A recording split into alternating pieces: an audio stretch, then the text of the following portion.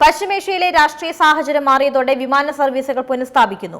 UAE-ക്കും ഇറാനുമിടയിൽ service പുനരാരംഭിക്കാൻ ഇരു രാജ്യങ്ങളും തീരുമാനിച്ചു. ദുബായ് തെഹ്റാൻ വിമാനയാത്രയ്ക്ക് ഇറാനും UAE-യും അനുമതി നൽകി. ജൂലൈ 1 മുതൽ വിമാന സർവീസ് ആരംഭിക്കുമെന്ന് ഇറാൻ സിവിൽ ഏവിയേഷൻ ഓർഗനൈസേഷൻ അറിയിച്ചു.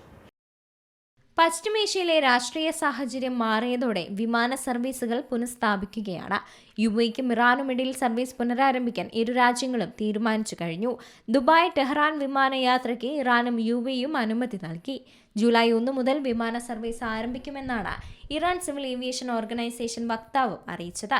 അതേസമയം ശ്രീലങ്കൻ എയർലൈൻസ് കുവൈറ്റ് സർവീസ് പുനരാരംഭിക്കാൻ തീരുമാനിച്ചിട്ടുണ്ട്. ജൂലൈ 2 മുതലാണ് സർവീസ് ആരംഭിക്കുന്നത്. തമിഴ്നാട്ടിലെ തൃച്ചിയിൽ നിന്ന് കൊളംബോ വഴി കുവൈറ്റ് സിറ്റിയിലെത്താൻ ഇനി എളുപ്പമാകും.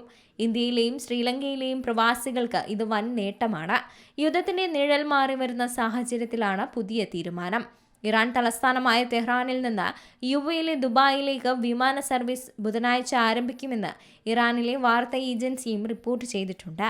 യുദ്ധം ശക്തമായ വേളയിൽ പടിഞ്ഞാറൻ ഇറാനിലെ വ്യോമപാത അടച്ചതോടെയാണ് UAE സർവീസ് സാധ്യമായത്.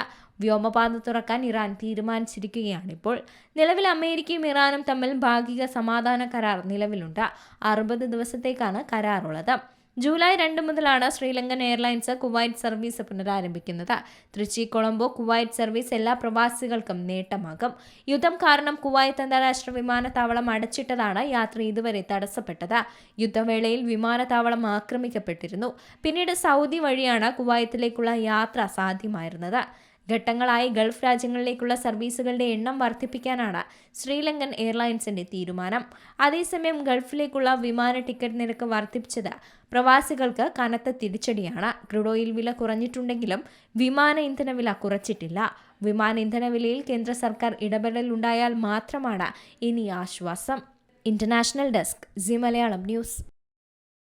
ഏറ്റവും പുതിയ വാർത്തകളും വിശേഷങ്ങളും വിരൽത്തുമ്പിലറിയാൻ സി മലയാളം ന്യൂസ് എല്ലാ ഡിജിറ്റൽ പ്ലാറ്റ്ഫോമുകളിലും ലഭ്യം.